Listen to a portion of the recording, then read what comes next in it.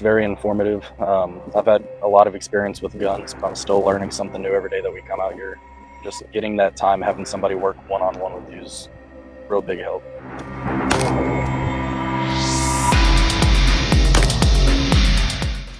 Well, it's my first time shooting shotgun, so it's a new experience. Feeling the kick from them, it's a lot different than anything I've shot before.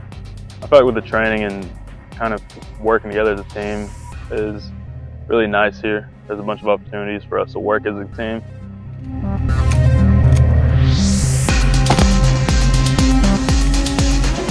Really the biggest takeaway about it is teamwork. We've all seen each other at really high points, and then we've also seen some at really low points. So it's about how we can work together to get everybody on the same level and hopefully finish this and get graduated.